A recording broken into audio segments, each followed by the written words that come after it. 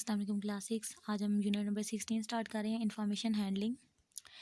Basically इस unit में हम किसी भी टाइप के डाटा को ग्राफिक का रिप्रेजेंटेशन किस तरह कर सकते हैं, किस तरह हम हैंडल कर सकते हैं, यानी इस तरह डाटा को प्रेजेंट करना कि कोई भी यूज़र उसको इजीली अंडरस्टैंड कर सके। यानी अगर आपने क्रिकेट में देखा होगा कि जो भी इंफॉर्मेशन हो रही होती है, कितने रन्स हुए हैं, कितने आउट हुए हैं किसी भी टीम के, तो वो बार बार ग्राफ के थ्रू आपको दिखा रहे होते हैं। यानी ग्राफ ऐसी रिप्रेजेंटेशन है किसी भी न्यूमेरिकल डाटा की जो किसी भी यूज़र के लिए अंडरस्टैंड करना बहुत ज़रूरी ईजी होता है।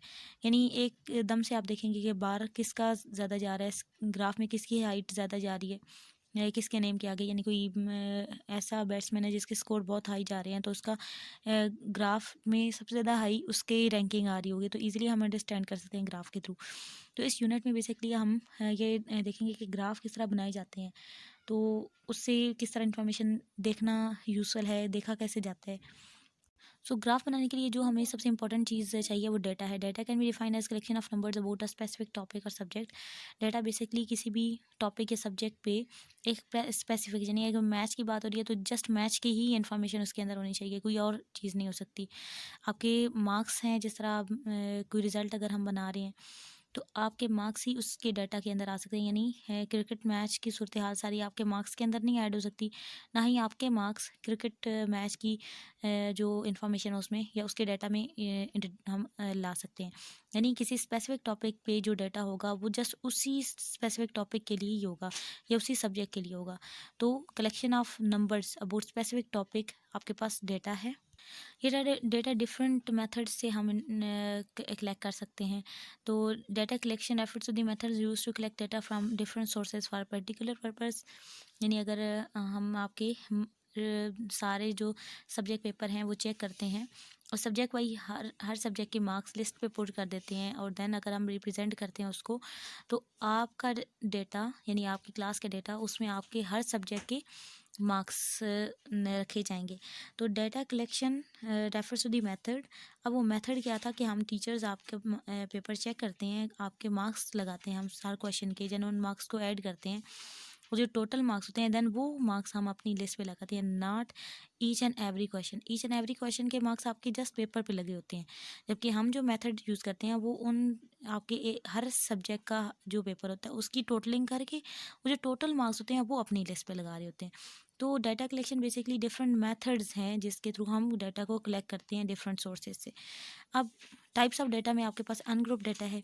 ऐसा डाटा जो अनग्रुप होता है, यानी आपके सारे पेपर्स इकट्ठे में एक जगह बंडल बना के रख दूँ या लिस्ट पे कुछ सब्जेक्ट की हेडिंग ना दूँ, जस्ट एक बच्चे का नाम लिखूँ, उसके मार्क्स किसी भी सब्जेक्ट के लिख दूँ, आगे किसी और बच्चे का नाम लिख के किसी और सब्जेक्ट के मार्क्स लिख दूँ, यानी डाटा ग्रुप ना हो। यानी डाटा को अगर ऑर्गेनाइज नहीं किया किसी क्लासेस या ग्रुप्स में, यानी प्रॉपर लिस्ट नहीं बनाई है, तो वो अनग्रुप डाटा होता है। जबकि इसी के ऑपोजिट में जो डाटा ऑर्गेनाइज होगा into groups and classes, it is called group data.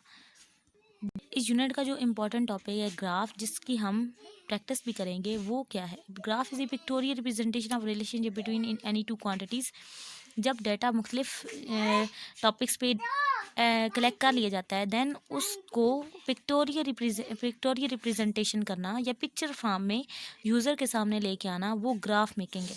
ठीक है, तो graph pictorial representation of relationship between any two quantities हैं, यानी कोई सी दो क्वांटिटीज़ आपस में कैसे रिलेट करती हैं वो हम ग्राफ के थ्रू देखते हैं। यानी अगर टू क्वांटिटीज़ की कैसी है, बच्चों के नेम है और मार्क्स हैं उनके, तो मैं अगर अपनी क्लास के बच्चों के नेम लिखती हूँ और एक साइड पे उनके मार्क्स लिखती हूँ, तो बेसिकली मैं हर बच्चे के मार्क्स को दूसरे बच्चे के मार्क्स के साथ कंपेयर कर रही हूँ। यानी स्टूडेंट्स और उनके मार्क्स को कंपेयर करवाने के लिए मैं पिक्टोरियल रिप्रेजेंटेशन करती हूँ, तो मैं ग्राफ बनाऊँगी। अब जिसका ग्राफ सबसे हाई होगा यानी वो बच्चा क्लास में टॉपर है, और जिसका सबसे लो होगा यानी वो वीक स्टूडेंट है। किसी का अगर दरमियानी, यानी ईजिली हम उस चीज़ को रिप्रेजेंट कर सकते हैं। अब ग्राफ के टाइप्स में पहले आपके पास पिक्टोग्राफ आता है, यानी आप पिक्चर्स की फॉर्म में ग्राफ को रिप्रेजेंट करते हैं, किसी इन्फॉर्मेशन को रिप्रेजेंट करते हैं। यानी अगर एक एप्पल आपके पास आ रहा है, तो आपके पास सबसे पहले पिक्टोग्राफ है। पिक्टोग्राफ बेसिकली जब पिक्चर्स के साथ डाटा की रिप्रेजेंटेशन की जाए तो पिक्टोग्राफ को यूज़ किया जाता है। यानी डिफरेंट पिक्चर्स आप लगा सकते हैं, या एप्पल आपको नज़र आ रहे हैं, आप यहाँ पे स्टार बना सकते हैं, यानी अपनी फेवरेट कोई भी चीज़ किसी भी पिक्चर को यूज़ करके। लेकिन वो पिक्चर यूज़ करने के लिए आपको बेसिकली सबसे पहले एक स्केल डिसाइड कर लेना होता है। जैसे इस पिक्टोग्राफ में आपको जो प्रॉब्लम दिया जा रहा है वो ये है कि एक स्कूल के अंदर मंडे ट्यूसडे वेडनेसडे यानी सैटरडे तक, क्योंकि संडे को तो स्कूल क्लोज होता है ना, तो सैटरडे तक बच्चे जो एप्पल खाते हैं उसमें वो मंडे को 400 एप्पल अगर खाते हैं तो हमने एक स्केल बना लिया कि 1 एप्पल शो करेगा कि वो 100 एप्पल्स हैं। 1 एप्पल 100 एप्पल्स को शो करेगा। तो मंडे को 400 एप्पल्स बच्चों ने खाए, ट्यूसडे को 200, वेंसडे को 300, थर्सडे को 1 2 3 4 5 ना, तो 500 आ जाएगा। यानी एक एप्पल आपको 100 एप्पल्स के साथ इक्विवेलेंस शो करवा रहा है। तो आपको इससे इजीली पता चल जाएगा कि कितने हर दिन में कितने कितने एप्पल खाए गए। इसके अलावा आपको ये भी पता चल जाएगा कि सबसे ज़्यादा सैटरडे को खाए गए हैं एप्पल, उससे लो जो जा रहे हैं वो थर्सडे को, देन मंडे को और फ्राइडे को आपको इक्वल एप्पल्स नज़र आ रहे हैं, यानी 400 हैं, यहाँ भी 400 हैं। और ट्यूसडे को सबसे कम एप्पल खाए गए और वेंसडे को यानी 300। ठीक है, तो इजीली हम पिक्टोग्राफ के थ्रू किसी भी इंफॉर्मेशन को इजीली अंडरस्टैंड कर सकते हैं। देन आपके पास जो ग्राफ की टाइप्स आती हैं उनमें बार ग्राफ है। Bar graph numerical data is represented by horizontal और वर्टिकल रेक्टेंगल्स। तो रेक्टेंगल्स की मदद से जब आप प्रेजेंट करते हैं तो वो बार ग्राफ, इसके अब 2 टाइप्स हैं, horizontal and vertical. Horizontal bar graph आपको इस तरह का प्रेजेंट किया जाएगा, यानी उसकी जो वैल्यूज़ हैं बेसिकली वो आपको इधर बेस में देनी होंगी, जो नंबर्स होंगे। ठीक है, तो ऑटोमेटिकली आपके पास हॉरिजॉन्टल बार ग्राफ मिलेगा। देन जो आपको वर्टिकल बार ग्राफ है उसमें जो बेसिकली जो नंबर होंगे वो वर्टिकली साइड पे, अब आप कहेंगे कि ये भी तो नंबर है, लेकिन ये देखें कि ये ईयर्स हैं। जैसे वहाँ पे सब्जेक्ट्स दिए जा रहे हैं पिछले एग्जांपल में, तो यहाँ पे ईयर्स हैं, तो ये हम बेस में दे रहे हैं, जबकि नंबर्स जो हैं उनके अकॉर्डिंगली आ रहे हैं, जो नंबरिंग आ रही है कार्स जैसे यहाँ पे आपको प्रेजेंट कर रहा है, तो ये वर्टिकल फॉर्म में देंगे। इसमें भी आपको स्केल डिसाइड कर लेना होता है, यानी आप ये जो मार्क्स हैं ये प्रॉपर लगाएं, देन उसके अकॉर्डिंगली कि आपका बार ग्राफ बन जाता है। एक्सरसाइज 16 पे आ जाते हैं। यहाँ पे क्वेश्चन नंबर 6 है, draw a pictograph to represent the information given below. आपको पिक्टोग्राफ बनाना है। आपको एक इन्फॉर्मेशन टेबल दिया हुआ है, days of week and number of bulb sold, यानी डिफरेंट डेज ऑफ वीक में कितने कितने बल्ब सॉल्व हुए। यानी फर्स्ट डे ऑफ वीक, यानी जो फर्स्ट डे है वीक का उसमें, यानी मंडे को 50, यानी अब यहाँ पे डेज ऑफ वीक जस्ट बोले जा रहे हैं, नेम्स उनके नहीं गिवन है, तो हम भी फर्स्ट डे को 1 ही कहेंगे। यानी आपको मंडे लिखना ज़रूरी नहीं है, लेकिन आपको पता होना चाहिए कि फर्स्ट डे मंडे ही है।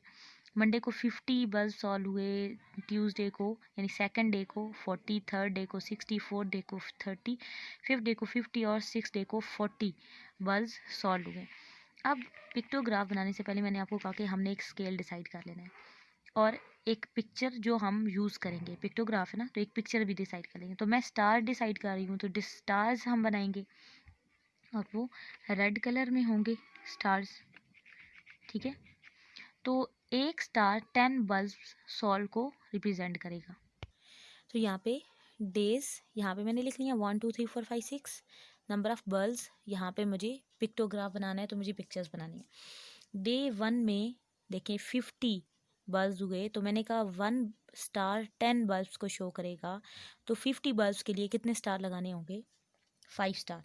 10 5 ज़ार 50 ना, तो 10 5 ज़ार 50, सो 5 स्टार मुझे लगाने हैं डे 1 के लिए। डे 1 के लिए फर्स्ट स्टार बना दिया, यानी 10 बल्ब्स हो गए। एक और स्टार बनाए यानी 20 बल्ब्स हो गए। एक और स्टार बनाए यानी 30। एक और स्टार बनाई यानी 40।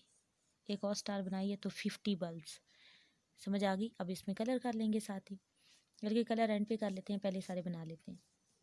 अब डे 2 में 40 है, तो मुझे कितने स्टार बनाने हैं, 4 स्टार बनाने हैं। 1 2 3 4। डे 3 में 60, तो मुझे 6 स्टार बनाने हैं। 1 2 3 4 5 6। अब डे 4 में 30 है, तो 3 स्टार बनाने हैं। 1 2 3। डे 5 में 50 है, तो 5 स्टार बनाने हैं। 1 2 3 4 5। डे 6 में 40 है, तो 4 स्टार बनाने हैं।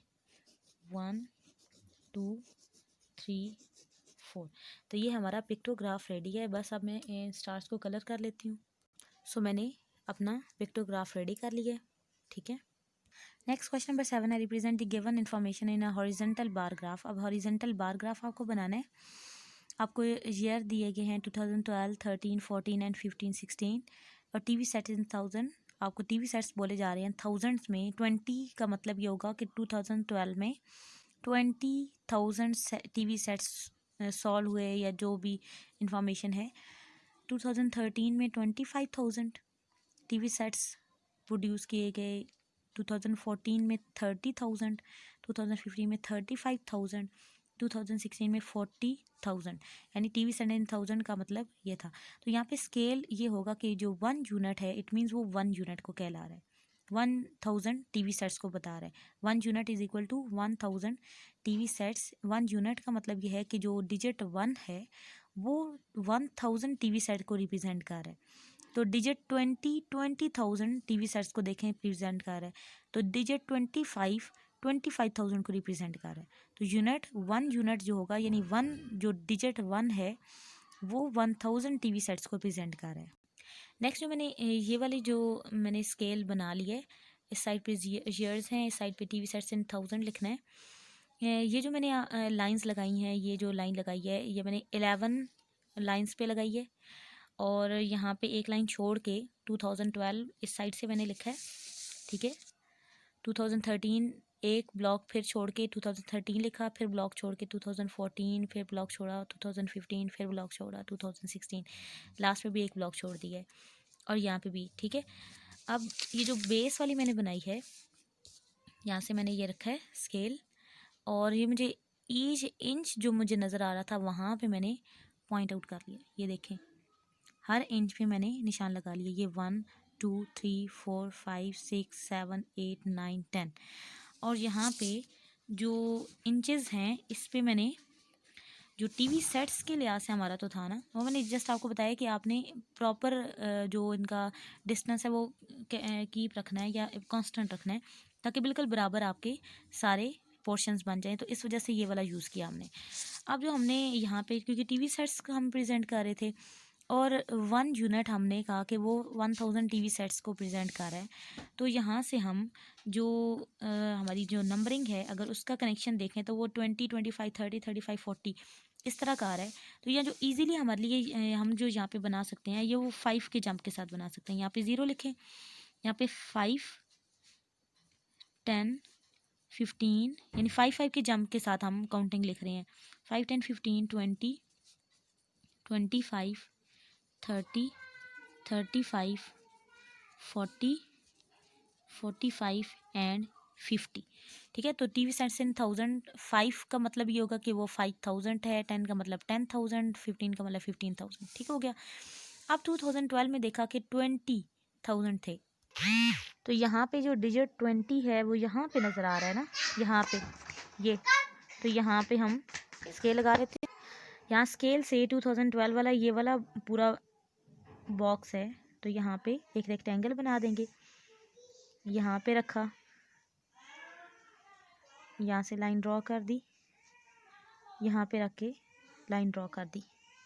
ये देखें एक बार मेरा बन गया, मैंने पेन से ड्रॉ कर लिए। अब नेक्स्ट 2013 में 25 है, ठीक है। 25 है तो 25 देखें यहाँ पे है। तो पहले इसके अकॉर्डिंगली 2013 यहाँ पे है तो 25 पे यहाँ पे रख के ये लगा लिया, ठीक है। और नेक्स्ट इसको यहाँ पे ज्वाइन कर देना है। ये देखें सेकंड बार बन गया। अब 2014 में 30 है तो 30 यहाँ पे है और वहाँ से 2014 तक मैंने रखा है। ये देखें यहाँ पे। अब इसकी भी पूरी बार बना लेती हूँ। 2014 की बार बन गई है। नेक्स्ट 2015 में 35 लिखा हुआ है तो 35 यहाँ पे है और ऊपर से 2015 के अकॉर्डिंगली यहाँ तक लेके आए स्केल, नीचे से 35 को मैच किया। देखें यहाँ से मैंने 2015 को मैच किया और नीचे से 35 को मैच किया तो यहाँ पे लाइन बन रही है। अब इसकी बार बना लेती हूँ। 2015 का बार भी रेडी है। नेक्स्ट 2016 में 40 है तो 40 यहाँ पे है। ये देखें 40 को यहाँ से बिल्कुल एग्जैक्टली मैच किया, ये 40। तो यहाँ पे ऊपर मैंने 2016 वाले ब्लॉक के सामने उसके लाइन लगा ली है। और अब यहाँ पे ब्लॉक बना लेती हूँ। तो 2016 का बार भी रेडी है। सो ये हमारा हॉरिजेंटल बार ग्राफ बन चुका है इन वैल्यूज़ के अकॉर्डिंग। अब इसको कलर कर लेते हैं। सो ये आपका बार ग्राफ मैंने कलर कर लिया है। ठीक है, आप ये से इस चीज़ को करें और अगर कोई कन्फ्यूजन हो तो मेरे से पूछें।